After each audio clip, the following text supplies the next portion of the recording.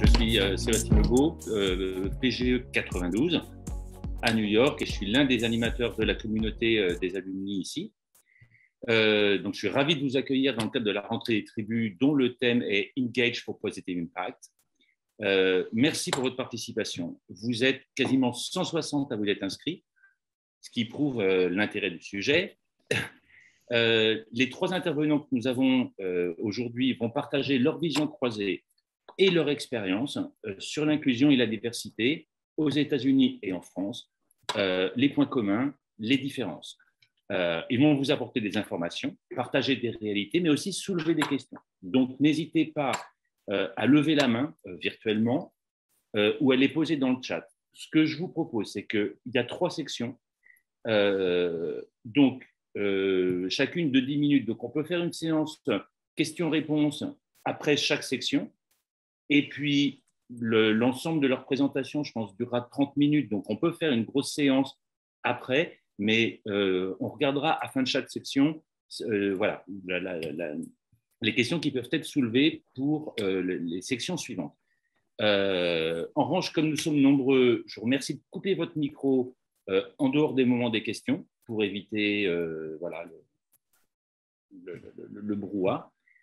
Je me dois aussi de vous informer que cet événement est enregistré. Donc, pour la forme, je vous informe que si votre caméra et votre micro sont activés, vous acceptez que Neoma Alumni diffuse et exploite la vidéo par la suite.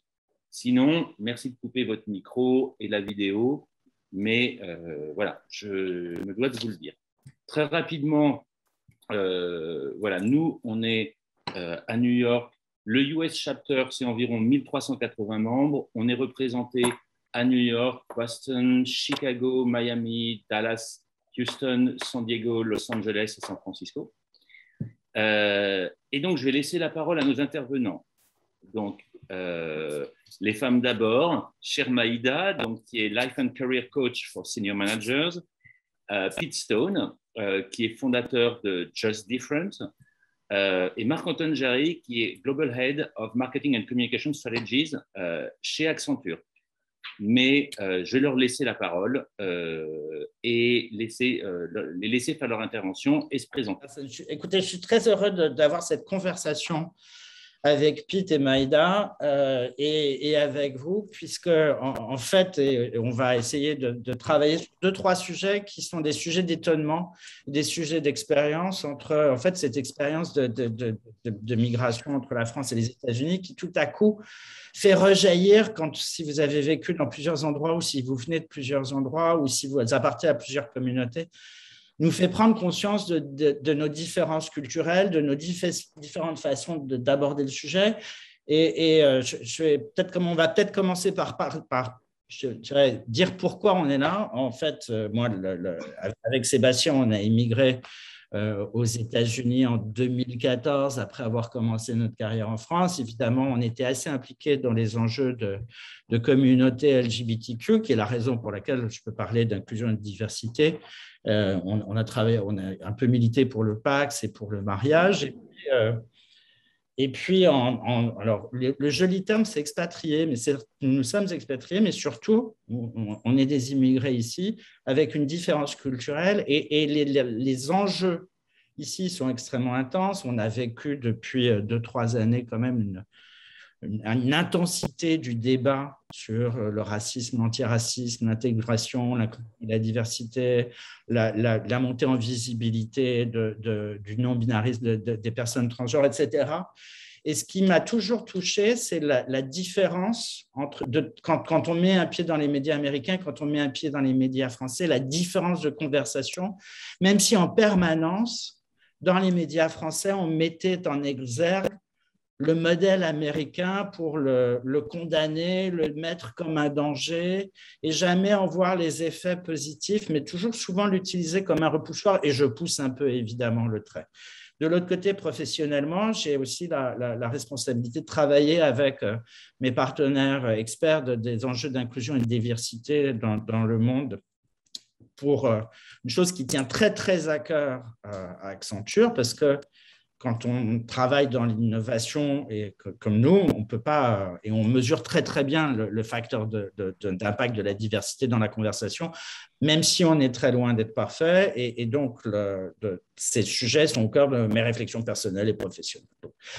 Voilà la raison pour moi laquelle j'ai accepté de prendre ce sujet. Et puis, évidemment, j'ai tout de suite pensé à Pete, sans lequel je ne serais pas là. Une vieille histoire entre nous, mais Pete était à mon jury d'admission. Voilà. Et on a toujours eu cette conversation à l'école et évidemment, après son parcours à l'école, Pete a monté sa société. Mais je te laisse t'en parler et puis on parlera aussi avec Maïda, qui est une camarade aussi d'école et qu'on a retrouvée aux États-Unis et qui a un parcours très riche humainement et professionnellement sur le sujet aussi. Merci, Marc-Antoine. Donc, très rapidement, moi, j'étais prof à Neoma, Rouen, pendant 12 ans dans les années fin des années 80-90. Et moi, j'ai encore immigré parce que, comme mon accent et mon nom indiquent, je suis d'origine britannique. Un vrai immigré dans le sens où maintenant, j'ai mes double nationalités de britannique et français. Et j'étais toujours intéressé par le sujet de diversité de manière générale, mais d'abord sur le sujet de diversité dans le sens interculturel, parce que quand tu es anglais, tu arrives en France, par définition, tu arrives à comprendre assez rapidement, on n'a pas bâti tout à fait sur mon modèle. Et après, je commençais à travailler sur le sujet un peu plus proche de ce qu'on voit aujourd'hui sur diversité et inclusion à partir des années 2005 à peu près, quand on commençait vraiment à comprendre dans les entreprises françaises que ça aurait peut-être, et dans toutes les entreprises à l'époque, peut-être intéressant d'éradiquer la discrimination et avoir des équipes un peu plus diverses. Et au fur et à mesure des années, moi, je travaille avec les entreprises pour essayer non seulement d'éliminer les discriminations, mais en plus promouvoir différentes formes de diversité. Après, on peut dire quelle forme de diversité, parce qu'il y a quand même pas mal de formes de diversité différentes. Et de plus en plus, travailler sur cette notion dont beaucoup de gens parlent sans forcément savoir de ce qu'on met derrière, cette notion d'inclusion. Et donc, c'est évident que le sujet m'intéressait, comme Antoine m'en a parlé. Voilà. Maïda, à toi. Eh bien, moi, je suis Neoma, comment on appelle ça, PGE, Programme Général 92. J'ai eu la chance de passer 3 ans avec Sébastien et j'ai rencontré Marc-Antoine là-bas. Si je dois parler de différence, just different, j'ai toujours été une immigrée toute ma vie. Que ce soit le fait que je sois née en France, puis ai vécu en Syrie de parents libanais et arméniens. Donc, aucun de mes 4 grands-parents n'est né en Syrie. Donc, voilà, ça commence comme ça. Ensuite, départ en France dans les années 80. Ensuite, j'ai travaillé professionnellement en France, puis à Londres, et je suis aux États-Unis depuis 2003. Et donc, après avoir fait 16 ans en finance internationale, puisque j'ai été programmée pour faire tout ce qui est international, c'est presque un non-choix, mais c'est un bon non-choix. Je suis maintenant coach et une très grande majorité de mes clients, et notamment de mes clientes, sont issus aussi de la diversité. Ça paraît évident, mais je travaille énormément sur le côté leadership pour les minorités, notamment beaucoup de mes clientes sont issues de la minorité latine, hispanique ici, et c'est un thème qui est assez récurrent en fait, le leadership dans tout ce que je fais.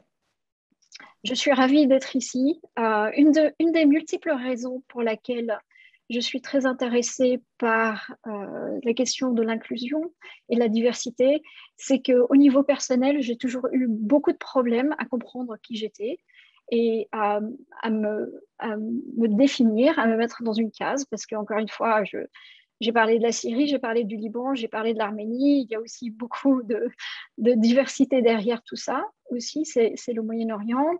Et juste pour vous donner une idée de à quoi ça ressemble quand on est un peu différent, c'est que pour la première fois de ma vie, j'ai dit que j'étais française et je me suis sentie française quand je suis arrivée à Londres. Avant ça, je n'ai jamais dit que je n'arrivais pas à dire que j'étais française, ça ne marchait pas. Et dès que je suis arrivée à Londres et qu'on me demandait d'où vient mon accent, c'était automatique, je suis française. Et en arrivant ici, aux États-Unis, je suis française et je suis aussi d'origine syrienne. Donc, ça prend un peu de temps d'intégrer, d'accepter aussi que c'est safe d'être différent, parce que je pense qu'on va un petit peu en parler aussi avec Marc-Antoine et Pete. C'est très difficile parfois d'assumer sa différence et de se sentir compris et de ne pas avoir peur d'être rejeté. Je pense qu'il y a beaucoup de ça qui nous limite. On se limite soi-même, mais il y a une histoire derrière aussi, qui est souvent une histoire qu'on trimballe pendant très longtemps. Et une des multiples raisons aussi pour laquelle je suis ravie d'être ici, et ravie d'être en 2021, malgré Covid, etc., c'est parce que ce sont des questions pour lesquelles, c'est une formule anglaise qui vient dans ma tête, je n'arrive pas à trouver la grammaire française, mais ce sont des questions pour lesquelles on accepte de débattre. Le débat est ouvert, ce n'est plus le non, c'est pas le moment, ça n'est plus, etc. J'ai eu la chance aussi de suivre de près MeToo, de suivre de près LGBT aussi. Et je suis ravie d'être avec Pete et Marc-Antoine pour en discuter. Donc, je vais arrêter de parler, je vais rendre la parole à Marc-Antoine. Maïda, moi aussi, je dis je suis français quand je vais à Londres.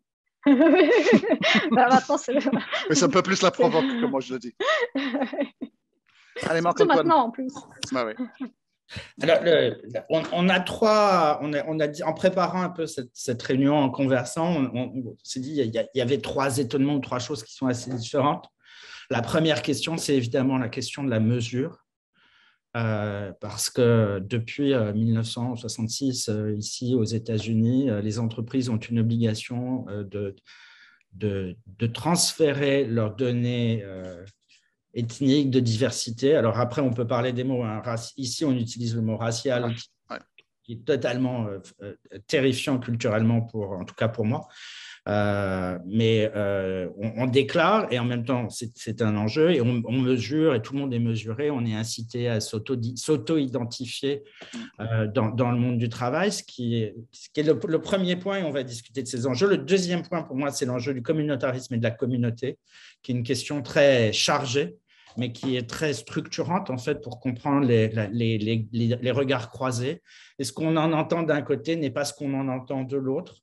Je pense qu'il est important de clarifier un peu le débat sur ça. Puis le troisième point, c'est la question de l'action et de l'action en entreprise, éventuellement dans les communautés, pour changer. Et puis, évidemment, à la fin de chacune de ces sections, on va partager informations, expériences. On peut prendre vos questions, discuter vos témoignages, et puis on continuera comme ça, si vous le souhaitez, sur ces points-là. La question de la mesure était évidente. En fait, c'est la première chose dont on a parlé ensemble, parce que je me souviens très bien de ce que disait Pete, ce qu'on ne compte pas ne compte pas. Et en France, on sait absolument qu'on a un tabou culturel sur compter, dont on parlera, et alors qu'aux États-Unis, en tout cas, clairement aux États-Unis, pour des raisons légales, on compte, on mesure, on déclare, et on en parle beaucoup. Alors, on en parle beaucoup parce que c'est une obligation depuis 1966. On en parle beaucoup parce que dans la technologie et dans le secteur d'où je viens, où on a été, nous, les premiers à donner nos statistiques publiquement, des déclarations obligatoires. Ça a créé un mouvement, mais surtout, même si l'on a continué à mesurer et à déclarer, on n'a pas nécessairement vu beaucoup de progrès. Et à la fois, on est donc armé avec les statistiques d'identification dans toutes les dimensions de la diversité. Et en même temps, on voit chaque année un certain nombre d'entreprises dire on a encore beaucoup de travail à faire parce qu'ils n'ont fait aucun progrès et n'ont mis en place aucun plan d'action. Donc, on constate ça. Et l'obsession américaine de la donnée a au moins un avantage, si je le prends de façon positive, c'est qu'effectivement, si on ne mesure pas, on ne peut pas agir, on ne peut pas mesurer les effets des actions et on ne peut pas intégrer ces données-là. Donc, il n'y a pas de dynamique de progrès sans dynamique de mesure. Et si vous voulez regarder deux choses, hein, vous pouvez regarder, il y a un article récent dans Bloomberg qui montre très bien cette tension américaine-là, alors que c'est une obligation juridique pour les entreprises de plus de 100 salariés. Ça s'appelle EEO1, si vous voulez regarder. Et dans le dernier article de Bloomberg, qui est du 9 mars 2021, le premier point qu'on voyait, c'était que 61% des entreprises, 61 des entreprises qui étaient interrogées sur à peu près 100, avaient refusé de communiquer leurs données qu'elles communiquaient à l'administration parce qu'elles n'ont pas l'obligation de déclaration de ces données. Et on voyait de l'autre côté les 37 entreprises qui déclaraient leurs données. Et en déclarant leurs données, en communiquant leurs données, on voyait très, très bien tout de suite, là pour le coup, sur la diversité d'identification ethnique, les enjeux, puisque la donnée est déclarée en fonction des niveaux de responsabilité, des catégorisations de responsabilité dans les entreprises. Et là, c'est assez clair, hein. On va juste le faire assez rapidement. La majorité des entreprises et du management est encore absolument dominée par le nouveau l'homme blanc d'âge moyen et les communautés afro-américaines ou afro-caribéennes ou les communautés latines sont très, très en retard. Nous, quand on regarde aussi les données de genre, on sait. Alors, c'est le premier point. Et pour donner cet élément-là de la mesure, on est aussi invité par les associations LGBTQ à mener des programmes d'auto-identification comme pour intégrer, créer un environnement favorable, déclarer ses prénoms, ce qui pouvait être très, très, très, très choquant. Et ce qui… Pronoun, c'est pas first name. C'est pronom. C'est pronom. Pronom. Pronom. Pronouns. Oui. Donc, il, elle, His, her. le they, them, they, pour le neutre. Ce qui fait qu'en fait, on est très équipé, si on le souhaite, en fait, à agir dans les entreprises. Et je crois que les entreprises qui ne progressent pas, ce qui est la question derrière ça, hein, c'est la tension profonde, c'est que malgré des années de promotion d'identification, les statistiques restent mauvaises. Et non seulement sur l'identité de genre, enfin en tout cas homme-femme, après déclaré, et après les disparités ethniques dans l'accès aux entreprises et les situations économiques sont juste violentes et crues en termes d'inégalité sociale et contribuent potentiellement évidemment à saper le contrat social, puisque les faits sont là et les faits sont très, très brutalement difficiles à nier sur le point. Et donc, si j'en reviens là aux États-Unis, on se dit en France, ce serait bien d'avoir un peu cette conversation-là, parce qu'on a vu les échos de MeToo, on voit les échos de Black Lives Matter, on voit les échos, ou en tout cas la crise qui a été le mariage pour tous dans la société française.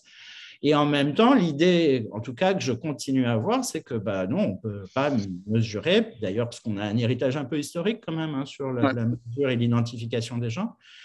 Et en même temps, je crois que c'est une fausse excuse. Oui. Alors, si je rebondis là-dessus, je dirais, peut-être aux États-Unis, en ayant des statistiques, là, sur l'origine, on constate que les choses n'ont pas progressé, alors qu'en France, on n'a aucune idée si on a progressé. Donc, peut-être on a progressé, peut-être on n'a pas progressé, mais de toute façon, on n'en sait rien. On n'en sait rien parce qu'il n'y a pas de statistiques au niveau national sur le sujet.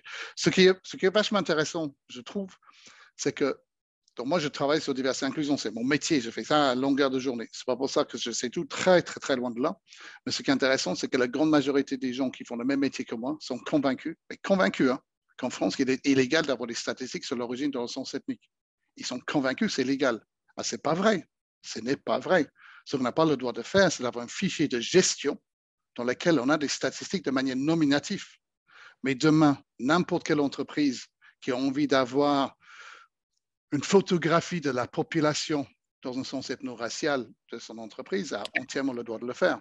Mais on est tellement dans un tabou sur le sujet en France qu'on s'est convaincu mutuellement que c'est quelque chose qui est interdit à faire. Donc c'est intéressant. En fin de compte, c'est beaucoup plus un problème culturel qu'un problème juridique. Et j'avais parlé un jour avec un des vice-présidents à l'époque de SOS Racisme, Samuel Thomas, qui en épite, mais il faut que tu comprennes, c'est que toi, tu es anglais, ce qui est vrai. Moi, je suis français. La dernière fois qu'on avait des statistiques sur l'origine en France, c'était la Deuxième Guerre mondiale, on ramenait des gens dans les trains en Allemagne. Donc, c'est vrai qu'on a chacun notre histoire. Sauf que, à partir du moment, comme Marc-Antoine a dit, je pense qu'à partir du moment qu'on n'a pas une statistique sur un sujet, ce sujet-là n'existe pas. Et les gens disent, mais en même temps, c'est quoi l'importance de la couleur de ma peau? Mais quand on sait qu'en fonction de la couleur de peau, et honnêtement, je pense qu'il faut être blanc ou aveugle pour ne pas rendre compte que si tu es noir en France aujourd'hui ou sa peau un peu basanée, tu as quand même beaucoup plus de chances que de ne pas te faire arrêter par les flics dans la rue, de ne pas trouver un logement, de ne pas trouver un boulot, etc., etc. Donc, c'est un sujet. Ça ne veut pas dire que quelqu'un avec une couleur de peau qui est différente est meilleur ou moins bien, d'où le nom de ma boîte, not better, not worse, just different. Mais à un moment donné, si on ne peut pas identifier des différences, ça ne va pas dire que c'est encore une fois bien ou pas bien, mais on ne peut pas mesurer, c'est un problème sur ce sujet-là. Et je reviens sur, Marc-Antoine parlait de sujet LGBTQ. On sait qu'il y a un problème sur le sujet LGBTQ dans une entreprise ou sur le sujet du handicap quand on n'en parle pas. C'est quand on parle de quelque chose qu'il n'y a pas de problème. C'est le silence qui pose un problème. Et dans la culture française aujourd'hui, la notion de l'origine ethnique, c'est un vrai tabou, on n'en parle pas. Et pour moi, ça veut dire qu'on a un vrai problème. Mais encore une fois, juste pour insister là-dessus, on a le droit de faire des choses. On a fait une étude récemment dans une dizaine de boîtes françaises, non pas pour mesurer la diversité, qui est la différence entre les statiques des gens, à quel point on peut être différent, mais pour mesurer l'inclusion dans le mouvement. On a fait une étude sur l'inclusion dans différentes entreprises en France en début d'année et on a demandé aux gens de s'autodéclarer aussi bien par rapport au handicap que par rapport à une origine ethno-raciale et par rapport à l'orientation sexuelle. Et donc, on peut mesurer si en fonction de ces catégories-là, les gens se sentent plus ou moins acceptés, plus ou moins inclus dans leur entreprise. Donc, il y a des choses qu'on peut faire. Mais entre les choses qu'on peut faire et ce qu'on fait en réalité, il y a marge de manœuvre.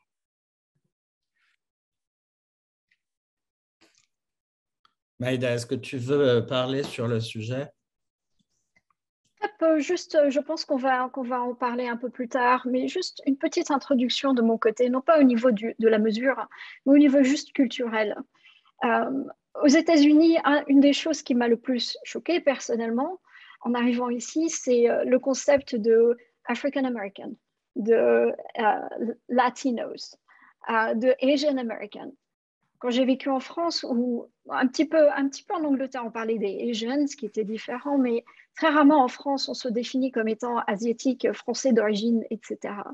Et je pense que effectivement, comme Pete et Marc-Antoine disaient, il y a quelque chose de très culturel en France où on n'aime pas dire la différence. Et je vais vous donner non pas une statistique, mais une anecdote tout à fait personnelle.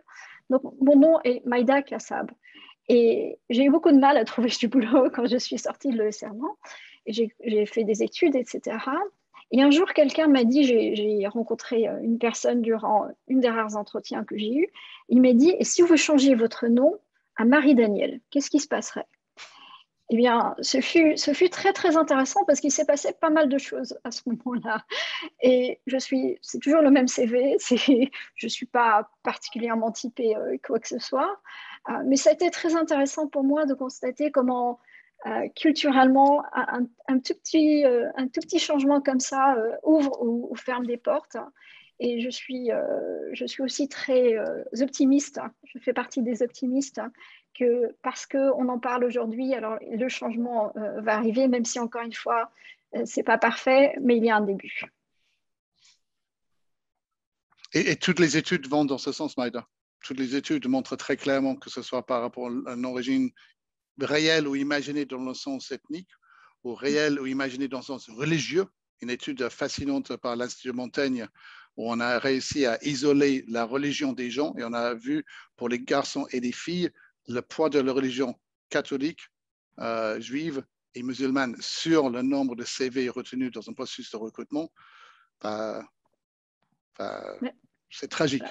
C'est tragique. Oui. Et je pèse mes mots quand je dis tragique. Je ne suis pas étonnée, mais c'est triste. Je trouvais le lien, je mettrai ça dans le chat pour les gens qui s'intéressent. Ouais. Je mettrai ça. Et oui. Voilà. Donnez 2 secondes pour l'écho. Alors, est-ce qu'à ce stade, il y a déjà des questions ou donc je vous propose de lever la main ou de mettre dans le chat. J'imagine que si vous levez la main, vous allez apparaître en premier. Sinon, on passe sur le 2e chapitre. Moi, je trouve ça passionnant. Et Pete, il y a une chose aussi sur ce que tu disais, c'est qu'il y a la CNIL qui réglemente très, très fort et qui interdit aussi la déclaration. Enfin, moi, j'ai souvenir, j'ai eu ma société, l'interdiction de la déclaration de genre ou de race est aussi monitorée par la CNIL beaucoup, quoi, de mémoire. Mais bon, à ce stade, est-ce que vous avez des questions ou est-ce qu'on passe au chapitre suivant? Alors, j'ai Margot et Adeline. Margot me demande, à force d'identifier des personnes par leur origine ethnique, je me demande, donc, genre, alors black, par exemple, aux US, on ne dit pas black, on dit personne de couleur, on ne dit pas ça. Je me demande si on ne risque pas de réduire une personne à son origine, justement. Et Adeline, le changement n'est-il pas en train d'arriver par les sociétés américaines qui font profiter de leurs mesures?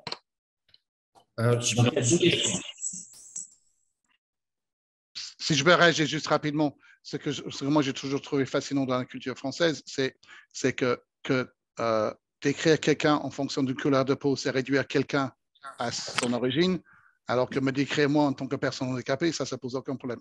Que me décrire comme un homme, ça ne me pose aucun problème. Donc c'est intéressant, il y a quand même cette focalisation de l'origine en étant quelque chose qui est vraiment tabou, alors qu'on me compte en fonction de en fonction de ma nationalité, on compte en fonction de mon âge, on compte en fonction de mon sexe, pas mon genre, mais mon sexe, et on compte en fonction de mon handicap. Moi, je suis handicapé, ça ne me réduit pas à mon handicap. C'est la vision, c'est le regard de l'autre qui condamne quelqu'un à être une seule partie de son identité. Ce n'est pas le fait de nommer quelque chose qui réduit à ça.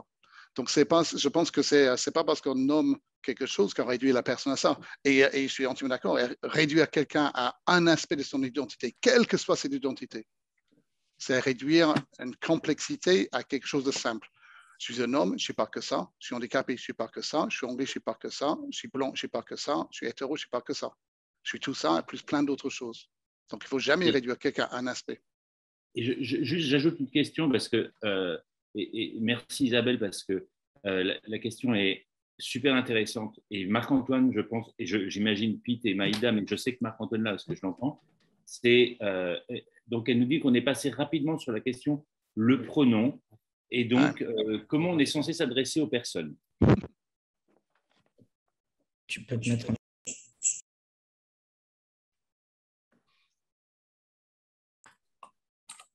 Alors, j'espère que ça. Alors, je veux bien. Alors, plusieurs choses. D'abord, je comprends la conversation sur réduire les gens à une dimension de leur identité.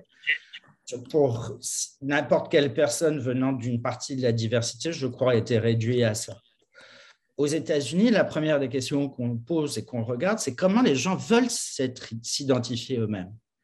C'est-à-dire que plutôt que d'imposer aux gens une réponse et une classification, l'état d'esprit, c'est de dire, mais laissons donc les gens leur opportunité de s'identifier de la façon dont ils le souhaitent.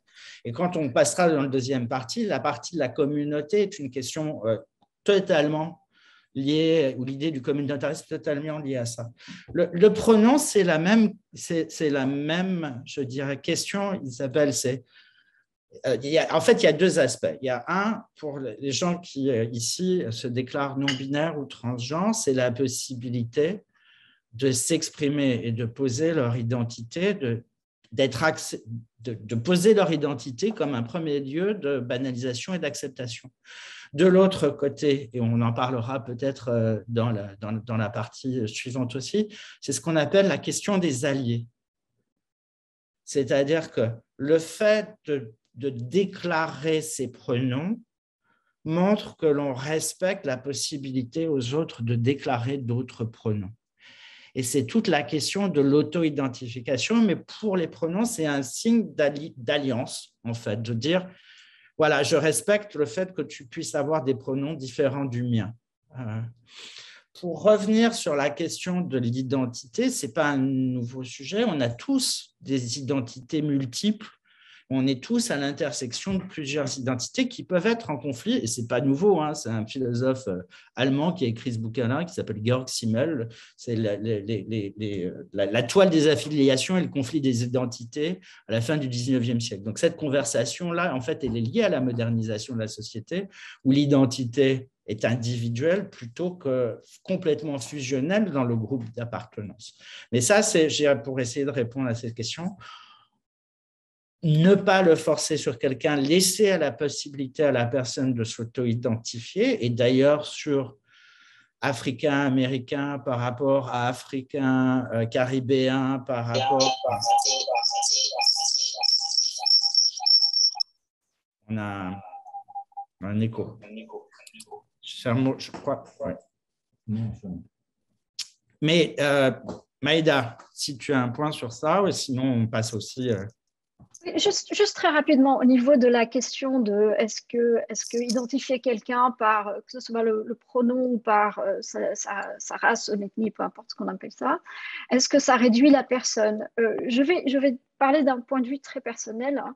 Je pense que le plus réducteur, et je pense que pour vous, ça a été peut-être le cas, pour moi, le plus réducteur, c'est de ne plus exister en tant qu'être différent.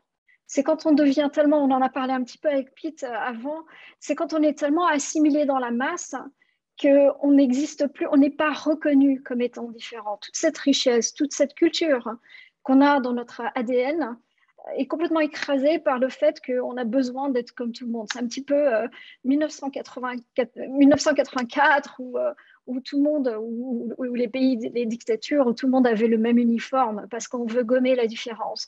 Et je pense encore plus ici, Marc-Antoine, aux États-Unis, il y a eu tout un mouvement qui est arrivé avec Black Lives Matter où c'était Elevate, Make Them Visible.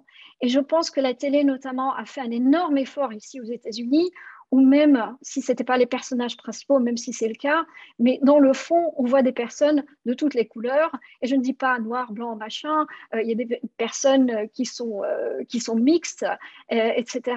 Mais je pense que c'est ça en fait, c'est de reconnaître à la personne le droit d'exister en tant que différent de ce qui est hétéronormé, etc. Donc voilà pour moi. Alors, je vais reprendre la parole. Voilà. Alors, Yann, j'ai noté ta question. On reviendra après dessus quand il y aura la question-réponse, mais je vois l'heure qui tourne, donc j'ai noté et on ne verra pas parce qu'il y a d'autres questions qui arrivent. Donc, je vous propose de passer au deuxième chapitre et il nous reste 20 minutes. Donc, je vais vous demander de faire vite si on veut laisser les gens pouvoir poser leurs questions pendant 10 minutes. Absolument. En fait, l'autre gros mot quasiment, c'est le mot communautarisme, hein. D'ailleurs, je crois qu'on est en train de passer des lois en France sur le sujet. Et là, on va le faire à peu près simplement. Effectivement, nos ancêtres, les Gaulois, idéal d'intégration, d'uniformisation, totalement fantasmatique, hein. Ça remonte très très loin, le traité de Saint-Clair-sur-Lep, l'imposition du français, etc. Enfin,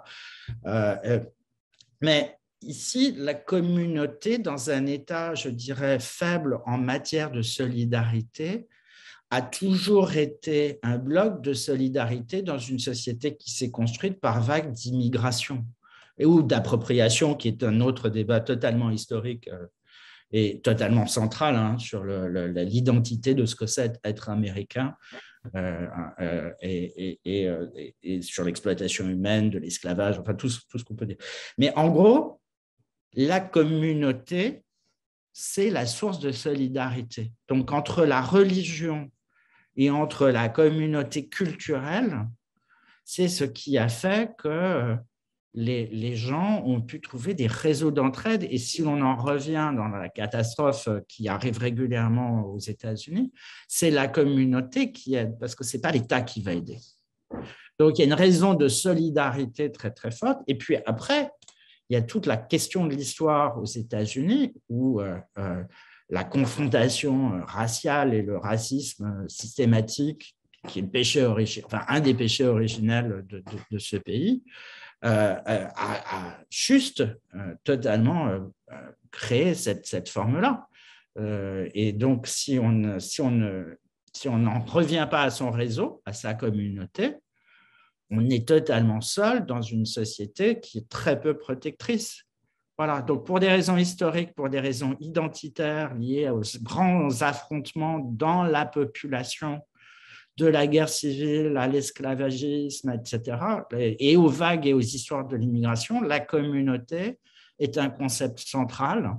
Et en fait, on n'avait que beaucoup, en tout cas moi je crois qu'on apprenait ça dans le fantasme du melting pot. Ça n'est pas un melting pot, c'est une mosaïque de communautés qui coexistent plus ou moins pacifiquement, en fait. Alors, ça change avec la démographie, mais ça, on en parlera peut-être plus tard. Juste rapidement là-dessus, moi, je pense qu'en France, on reconnaît une communauté qui est la communauté nationale et n'importe quelle autre communauté au sein de cette communauté est vue comme une menace pour la nation et donc on n'accepte pas. Si jamais quelqu'un peut me trouver une traduction en anglais pour le mot communautarisme, je suis preneur parce que je n'ai jamais trouvé. Je n'ai jamais trouvé comment dire ça en anglais. Parce que la notion de communauté dans la langue anglaise n'est pas vue comme quelque chose de négatif. Et on peut avoir une juxtaposition de communauté sans que ça soit vu comme une menace pour la communauté nationale. Et donc c'est un mot qui m'a toujours fasciné parce que je pense que c'est vraiment ancré dans l'histoire, dans la culture française. Et donc, ma vision anglo-saxonne des choses, ou même pas anglo-saxonne, anglaise des choses, j'ai un peu de mal avec ça. Mais juste un mot là-dessus parce que, en tant qu'immigré, moi, en 2017, je suis devenu français. Je suis très fier d'être français aujourd'hui. Quand j'ai pris ma nationalité française, il y avait une cérémonie à la préfecture de Nanterre. Donc, les gens qui connaissent un peu Nanterre savent que Nanterre, c'est une ville que moi j'adore parce que pour moi, c'est une ville qui est vraiment le reflet de la France aujourd'hui. Toute catégorie sociale, toute culture, toute religion, c'est vraiment une ville avec plein de gens très, très différents. Et donc, la préfecture des Hauts-de-Seine, c'est à Nanterre. Et le jour où il y avait cette cérémonie où j'ai obtenu ma nationalité française, il y avait un grand amphithéâtre avec, je crois, 200, 300 personnes, des gens de partout dans le monde, d'âges différents, évidemment des hommes et des femmes, de couleurs de peau différentes, de religions différentes, mais vraiment une diversité de gens extraordinaire. On avait un discours de la sous-préfète. Et je m'appellerai toujours, et vous entendez l'émotion dans ma voix. Elle a dit, vous êtes là aujourd'hui parce que vous avez choisi de devenir français, et vous adhérez aux valeurs de notre République qui nous est si chère. Et en général, en France, le discours, ça s'arrête là. Mais ce qu'elle a ajouté, c'est intéressant. Et notre République est plus forte grâce à vos différences. C'est intéressant ça. Hein? Je peux vous dire que quand tu es immigré, quand tu as choisi d'aller dans un pays et faire de ce pays ton pays, et les gens disent, on t'accueille et on t'accueille avec ce qui nous ressemble, qui sont les valeurs de notre République, mais notre République est plus forte grâce à vos différences, tu as dit, Matt, je fais le bon choix. Mais la deuxième partie de la phrase, on ne l'entend pas tous les jours, et je pense encore plus difficilement aujourd'hui qu'en 2017. Et sans entrer dans un débat politique, je trouve que le gouvernement actuel est encore plus vers le côté assimilation qu'on a fait depuis toujours, c'est-à-dire presque dans la négation des différences des gens qui arrivent. Alors, le jour où on m'empêche de bouffer du fish and chips, c'est le jour où je rentre dans mon pays d'origine. Ça ne m'étonne rien. Qu'on m'interdise de bouffer du fish and chips, et de toute façon, je ne rentrerai pas dans mon pays d'origine.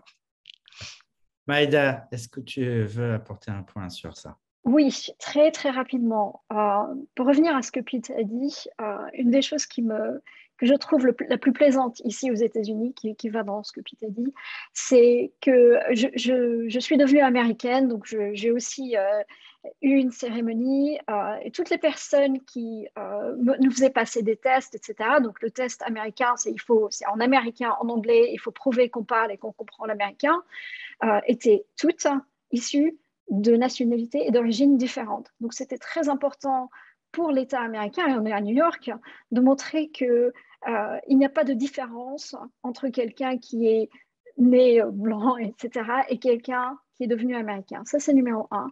Et numéro 2, ce qui est très plaisant pour moi ici aux États-Unis, c'est quand il y a des formulaires administratifs de 10 pages, mais pas parce que c'est compliqué, c'est un peu compliqué, mais pas que ça, mais parce que la première page est en anglais, la deuxième est en espagnol, la troisième est en mandarin, il y en a une en arabe, etc.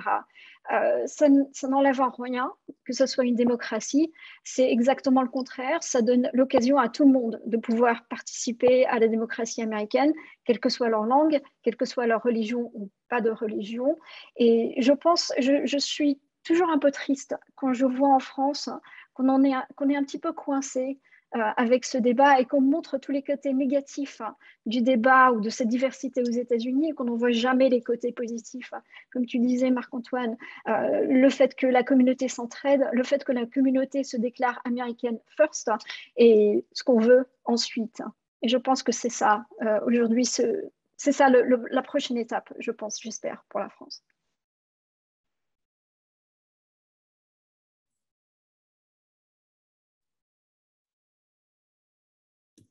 Alors, chers participants, je vous propose, je note vos questions. Comme on doit s'arrêter à 13 h pour vous, 19 h pour vous, je vous propose d'entamer le 3e chapitre. J'ai recensé les questions, je les note au fur et à mesure. Je vous propose de laisser Pete, Maïda et Marc-Antoine faire la 3e partie. J'ai recensé les questions et on les posera sur le temps qui nous reste, mais si on peut garder 10 minutes. Donc, vous avez 5 minutes. Hop.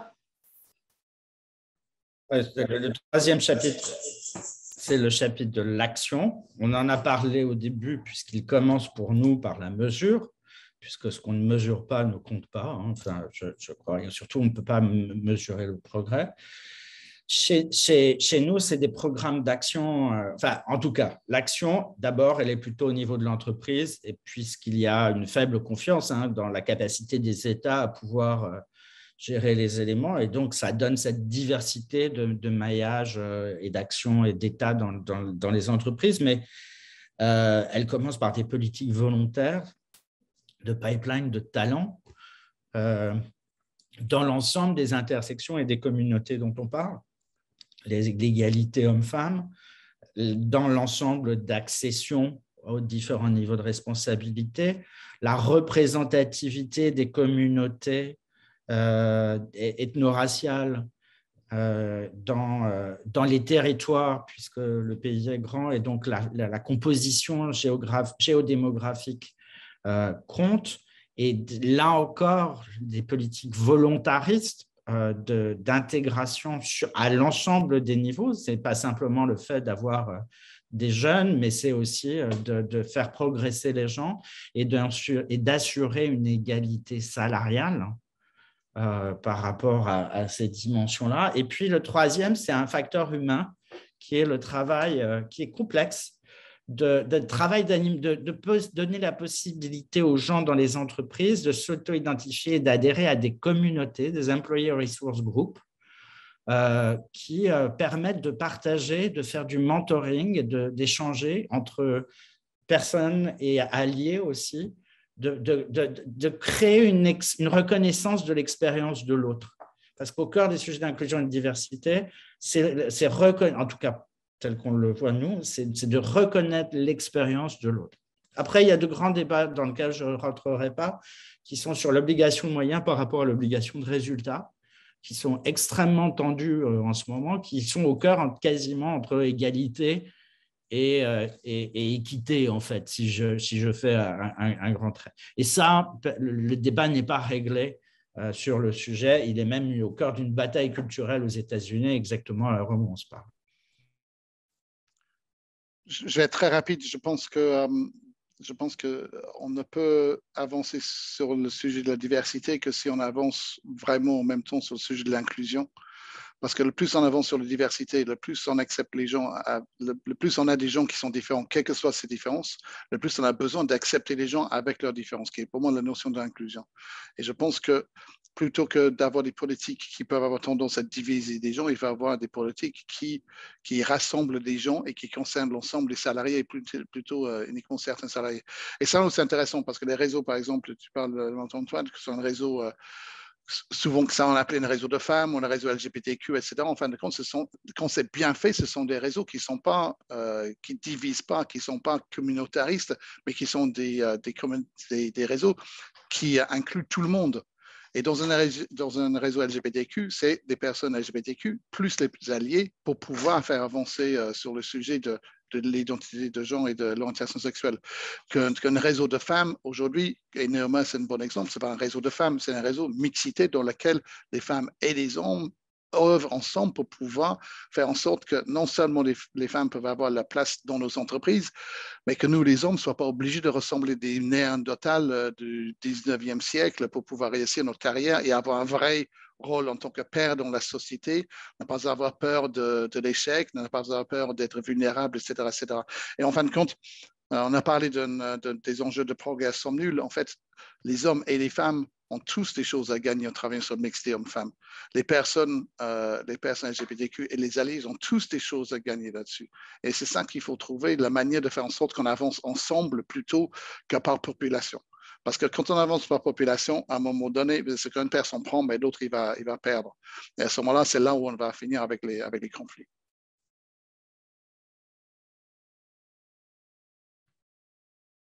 Maïda, est-ce que tu veux? C'est exactement ce que Pete a dit. Je pense qu'on a tendance, quand on va dans ces débats, au niveau personnel ou au niveau communautaire, on a tendance à regarder ce qu'on perd plus que ce qu'on gagne. Je pense qu'on a tous à gagner à vivre ensemble, puisque de toute façon, ça va être le cas. Et on a tous à gagner aussi d'aider les autres aussi. Tu as parlé, Marc-Antoine, de mentoring, de coaching, etc. C'est quelque chose que je vois très souvent maintenant avec les clients avec lesquels je travaille. Il y a un vrai effort qui est fait. Ce n'est pas suffisant, c'est loin d'être suffisant, mais c'est un début. Bon. Oh, Sébastien, les questions? Alors, peut-être maintenant. Alors, oui, je vais vous faire part des questions. Moi, je juste sur la diversité et l'inclusion. Comme nous sommes Neoma Alumni, c'est super important aussi de rappeler que Neoma Alumni, et je ne fais pas le marchand de biens pour l'école, mais Neoma Alumni se bat pour la diversité et l'inclusion. Et Agnès, tu m'es témoin, je ne serais pas là pour vous parler si une école comme Neoma Alumni, comme Neoma, ne se battait pas pour ça. Je voulais juste le signaler. C'était ma petite phrase de passage. Je ne suis pas intervenant, mais je suis animateur et ça change la vie. J'ai les questions. Alors, Yann, je vais résumer tes 3 questions. J'en ai d'autres. Donc, Yann, d'où vient le tabou français en termes de statistiques? Est-ce que c'est uniquement la guerre mondiale? Et ça rejoint aussi une question qui a été posée par, je ne sais plus si c'est Isabelle ou Adeline. Autre question, donc je vais par intervenant. Les politiques volontaristes ont-elles donné des résultats plus probants sans donner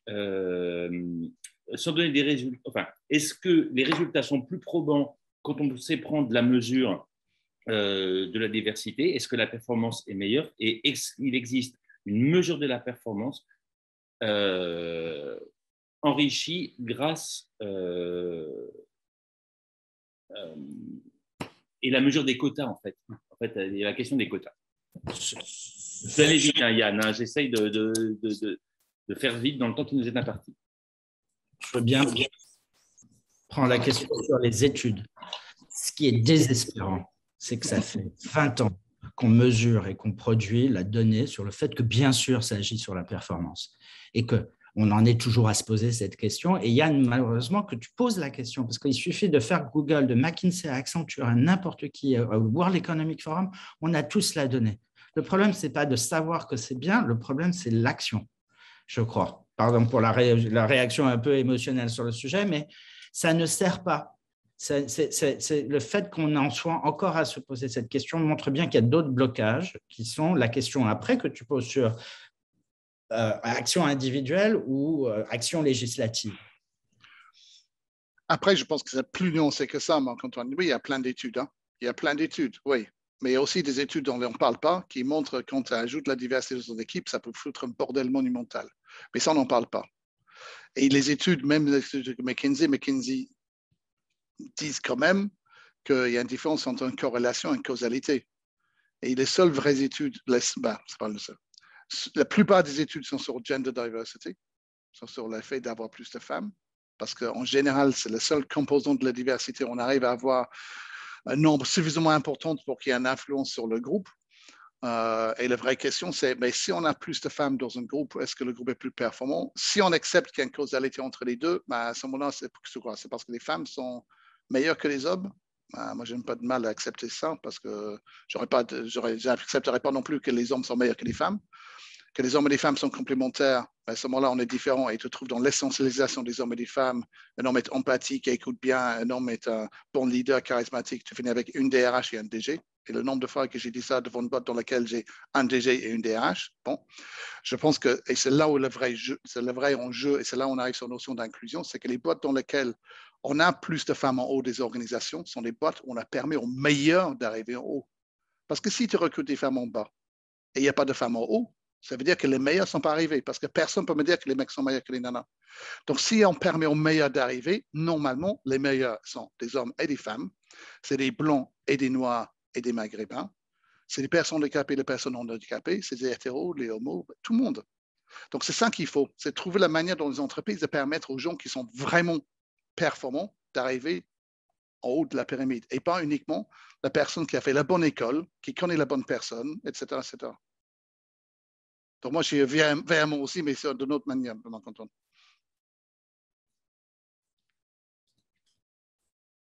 Maïda. Non, rien à rajouter. On peut passer à la prochaine question. Après, les quotas, si on regarde... Pardon, les quotas, les seuls dans un endroit où on a vrai quota en France et des vrais progrès, c'est un sur le recrutement et pas l'emploi des personnes handicapées, qui a fait dans l'espace de moins de 10 ans, on a passé de 2,5% de travailleurs handicapés dans les entreprises à plus de 3,5%. Donc, ça a marché sur ce sujet-là. Dans les conseils d'administration des grandes entreprises, il y a toutes les conseils d'administration des grandes entreprises françaises aujourd'hui ont 40% d'hommes et 40% de femmes parce qu'on les a obligés de le faire.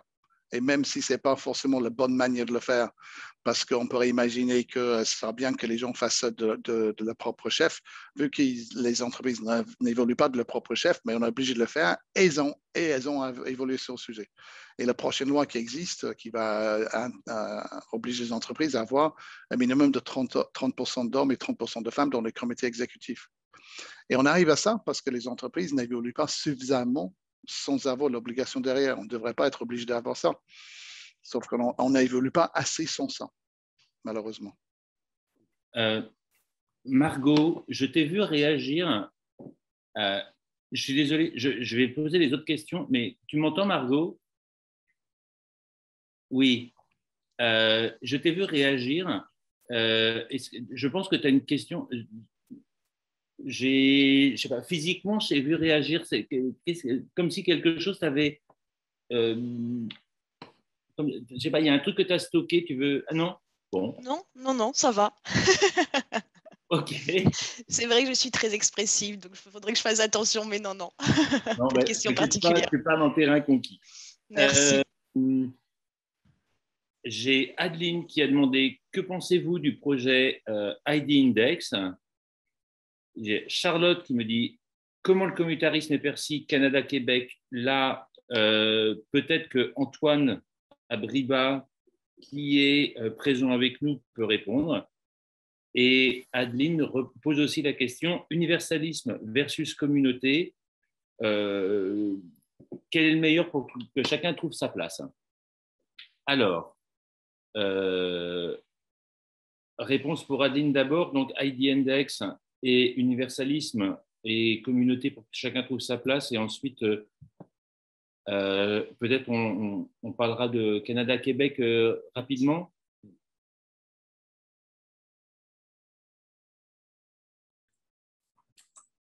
Pete, tu veux parler de Index? Je disais, mais je n'ai pas compris la question. C'est quel index? C'est Adeline qui pose la question? ID Index. ID Index. Alors, je suis désolé, mais je ne sais pas ce que c'est. Adeline, tu peux raconter? Je sais pas si on peut me donner la… Oui, vas-y. On m'entend? Oui. C'est le projet d'index d'Elisabeth Moreno qui n'est pas obligatoire et qui laisse aux entreprises la possibilité de se mesurer, d'avoir le comparatif avec les autres entreprises qui décident de se mesurer et donc de se mettre un plan de progrès. Sur quel sujet? Sur le sujet de la diversité ethnique, la diversité dans sa totalité. Et donc, le projet est de ne pas rendre les choses obligatoires, mais que des entreprises puissent le faire. Et ce sont surtout des entreprises anglo-saxonnes qui, en fait, sont en train de rentrer dans le jeu. Parce que, justement, elles ont déjà l'habitude de mesurer un certain nombre de choses. Et donc, ils vont mesurer l'origine de leur sens ethnique? Notamment, mais pas que. Pas spécifiquement l'origine ethnique, mais aussi l'origine ethnique. Parce que c'est vrai qu'il y a un vrai frein en France sur ce sujet-là, mais c'est pour ça que l'idée est d'Elisabeth Moreno, c'est de l'ouvrir à l'ensemble de la diversité, donc c'est un index de diversité, et de prendre l'âge, bon alors le sexe, l'âge, ça c'est assez facile, mais de prendre aussi le handicap, les origines ethniques, tous les critères que l'on… Et tous les autres critères, on a déjà mesuré. Donc la seule nouveauté, c'est le fait d'avoir sur l'origine ethnique aussi, c'est ça? Oui, hein? c'est ça. Ouais. Mais ça ne peut être que bénéfique à partir du moment que les entreprises qui osent commencer à mesurer quelque chose. Mais le grand problème qu'on va avoir, c'est que tant que tu n'as pas une référentiel national, tu ne sais pas où tu peux mesurer ton progrès. Mais demain, je dis que, juste rapidement, ce qui est intéressant déjà, c'est l'origine ethno-raciale. En fonction du pays, c'est de manière complètement différente. La manière dont les Américains mesurent et les Anglais mesurent, c'est deux choses différentes déjà. Si on mesure ça en France, c'est encore différent. Par exemple, les Anglais vont mesurer tout ce qui est indo-pakistanais. En France, en général, on va mesurer beaucoup plus, par exemple, l'origine maghrébine, etc. Bon, ça, déjà, c'est intéressant, c'est pas pareil d'un endroit à un autre. Mais si demain, je me rends compte que j'ai 10% de ma population de mon entreprise qui est racisée, qui est le terme qu'utilise l'anthropologue pour parler des personnes à qui on a attribué une notion de race, mais j'ai 10%, très bien. Mais en France, c'est combien? Si je ne sais pas ce que c'est en France, je ne sais pas si je représente la France ou je ne représente pas la France. Donc, tant qu'il n'y a pas un référentiel national, on part avoir une idée. On sait que les femmes représentent 50% de la population française. Donc, à partir du moment qu'on a 20% de femmes dans un comité exécutif, on sait qu'on n'est pas bon. Mais sur l'origine ethnique, on n'a pas ce chiffre-là. Donc, c'est bien que les entreprises peuvent mesurer. Mais s'il n'y a pas quelque chose au niveau national, s'il n'y a pas une volonté politique à un moment donné de dire, enfin, ce pays n'est pas un pays uniquement blanc, c'est un pays qui est multiracial et on va mesurer ça. Et ça permettrait, une fois pour toutes, peut-être éventuellement qu'il y a certaines personnes qui disent qu'on a été envahi, de se rendre compte que peut-être on n'a pas été envahi. Mais tant qu'on n'a pas ce parti-là, mais pour une entreprise, c'est compliqué. Mais bon, on pourrait débattre de ça pendant des jours, je pense. Hein. C'est une première étape. Et honnêtement, déjà, s'il y a quelques entreprises qui osent aller dans ce sens-là, c'est déjà très bien. Mais comme je dis, j'ai mis dans le chat, on va sortir le 13 octobre le paramètre de l'organisation inclusive et on a demandé dans ces entreprises dans lesquelles on mesurait l'inclusion, on fait une mesure de l'inclusion aussi en fonction de l'origine ethnique. Donc, c'est aussi une autre manière de le faire. Mais il faut plein de petites expériences, je pense, pour pouvoir progresser sur le sujet. Alors, je suis désolé parce que là, on a un peu dépassé notre temps. On fera un prochain épisode. Antoine est parti. Donc, Antoine, je pense qu'il faut que tu répondes à Pete parce que Charlotte, je crois, a dit que Pete allait prendre en charge la réponse pour Charlotte. Et je vous avoue que je vais devoir clore après cette intervention qui a été extraordinaire. Antoine, un dernier mot sur le Canada-Québec? Non, merci beaucoup. Merci beaucoup pour la discussion. Alors, malheureusement, je ne suis pas vraiment familier avec ces questions-là. Je pense qu'il y a effectivement, on constate en tout cas de manière générale au Canada, donc là, je parle plus de mon expérience Canada, Ontario, donc anglais, extrêmement orienté sur les US, on constate les mêmes phénomènes. On constate vraiment un mix culturel qui se rapproche de la culture américaine. Je dirais que c'est des questions qui peuvent exister au Québec. On a vu notamment là, lors des dernières élections qui ont eu lieu début de semaine, quand même un score significatif du parti québécois, on va dire un peu plus nationaliste, tel qu'on peut l'entendre. Donc je pense que c'est des questions identitaires qui sont quand même présentes et particulièrement fortes dans cette région-là du pays, mais je dirais que c'est vraiment différent. C'est pas des sujets qu'on entend ou qui sont présents en fait dans les discussions, en tout cas dans les échanges notamment politiques pour le reste du pays. Donc quand même une grosse majorité du pays. Après, je suis vraiment désolé, je suis pas du tout un spécialiste et surtout je vis pas dans cet environnement-là, Québec, Montréal, et je pourrais pas apporter plus d'éléments que ça. Mais merci pour la question et surtout merci beaucoup pour le débat. Je pense que c'est une thématique vraiment importante que vous avez abordée là. C'est un phénomène culturel qui, dans la globalisation dans laquelle on vit, prend de plus en plus d'ampleur et c'est important d'en avoir conscience pour nos étudiants et alumni.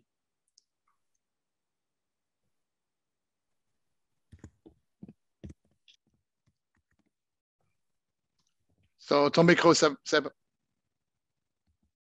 Toujours ton micro. Là, vous devez m'entendre. Ah, c'est bon. Voilà, donc je clôture cette session qui était passionnante. Je pense qu'on aurait pu y passer 2 heures de plus, largement. C'était un vrai bonheur. Merci à tout le monde d'avoir participé et on a été heureux d'accueillir cet événement qui est passionnant, qui tape aussi sur la corde sensible pour beaucoup d'entre nous parce que nous ne sommes que des individualités et merci beaucoup d'avoir été là, merci d'avoir participé et j'imagine qu'on pourra retrouver en replay. Agnès, dis-moi si j'ai une bêtise, mais je pense que toutes ces conférences seront en replay à un moment et je pense que Pete, Maïda et Marc-Antoine pourront, s'il y a des questions subsidiaires, seront ravis de vous répondre. Je te confirme, Seb, que toutes les conférences sont enregistrées, donc seront en replay. En fait, là, j'ai mon équipe qui est au taquet dès qu'une conférence est finie pour l'encoder, mettre l'infographie. Et normalement, il y a une newsletter qui part lundi prochain avec les premières conférences qui vont être mises comme ça dans le planning. Donc ça, vous les retrouvez. Et moi, ce que je propose, mais après, je m'avance un petit peu, mais Seb, Marc-Antoine, Pete et Maïda, je pense que ça vaudrait le coup qu'on se fasse d'ici peut-être 1 mois et demi, 2 mois, 3 mois, je ne sais pas, un petit peu plus loin, parce qu'on ne va pas tout faire. Ou peut-être que Adeline, je sais qu'elle est très, très férue de ces sujets-là, mais qu'on peut-être on fasse un débat avec peut-être aussi des politiques, peut-être sur les 2 continents, je ne sais pas, un ambassadeur d'un côté, enfin, des gens qui seraient capables de nous parler de ça et d'en faire un débat un peu plus long. Ça pourrait être sympa. Voilà, c'est une idée que je lance, un pavé dans la mare. On se parle la semaine prochaine pour un autre sujet. Je suis 100% d'accord avec toi. Et donc, Marc-Antoine doit vous quitter parce qu'il part en réunion. Merci Marc, c'était super. Merci Maïda. Merci à tout le monde. Et Seb, c'était vraiment chouette. Et il y a encore plein de conférences en parallèle qui continuent. C'est une super idée. Proud to be Neoma. Proud to be Neoma. Yeah. À bientôt tout le monde. See you. Bye bye.